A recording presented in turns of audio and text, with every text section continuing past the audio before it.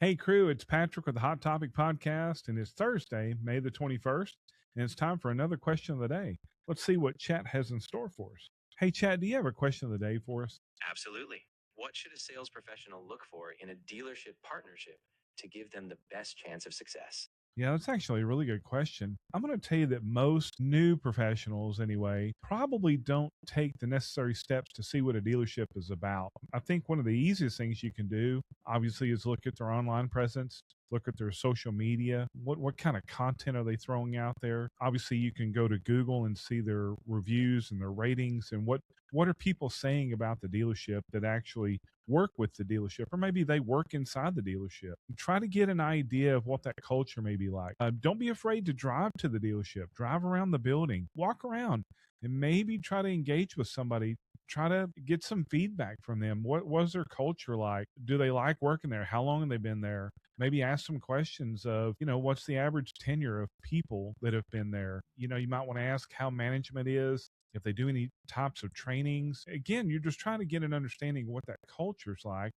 And is that something that's going to really just kind of mesh with who you are? Those are good indicators. It's just doing a deep dive into what the dealership's about, how long they've been there, how long they've been in business, what does their management staff look like, ownership, things like that. Just trying to get a good gauge. I think another thing is when you start to get into a little bit deeper into the process of maybe we've already maybe filled out an application, submitted a resume, now we're going through the interview process. You really need to figure out what are the dealership's goals, what is their vision, and what are their capabilities. So, for example, if you're a salesperson that wants to sell, I don't know, 400 units a year, on average, you're going to need to sell somewhere between 35 and 40 units a month. Does that dealership have the capability? And what I mean by that, look at the lot. And if it's a small lot that might only have a couple of hundred vehicles on it, odds are you're going to have a really hard time trying to ramp up to sell 35, 40, 50 a month.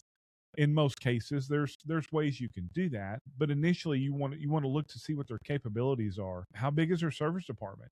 How many bays do they have? If it's a smaller store that's got 8, 10, 12 bays, or is it a big store that's got 20, 30, 40, 50 bays, whatever the case is. But as you start to get into those conversations during the interview process, you want to be interviewing the dealership, the management group. You want to interview them as much as they're interviewing you. You need to find out as much as possible. Again, goals, vision, capabilities, things like that. Those are all very important, especially when it comes to the growth of your profession and your career. And then the other thing, too, specifically towards the commercial department, you need to figure out what are some opportunities that are available and do those opportunities align with your natural traits. And I keep going back to the natural traits, but I can't stress enough how important it is to be able to line up and be able to hit the ground running and know that your natural traits are going to be utilized in the highest form. I've seen salespeople come and I've seen salespeople go, and it's not because they weren't good salespeople. I would venture to say that a lot of people that have come through that I've seen that have just haven't worked out, they were probably decent salespeople. Were they misaligned? Probably. Was there a lack of training, a lack of direction, a lack of accountability? Yeah, you can probably factor all those things into it. But as a general rule, most people have a willingness to be able to make something work for obvious reasons. But if those opportunities don't align with what you are wired for naturally, you're just going to be fighting against your natural instincts, if you will. And generally, when you're doing that, you're it's going to lead to some disappointment. If you can stick to the things that you can do naturally that align with you, you're going to have a better opportunity for success.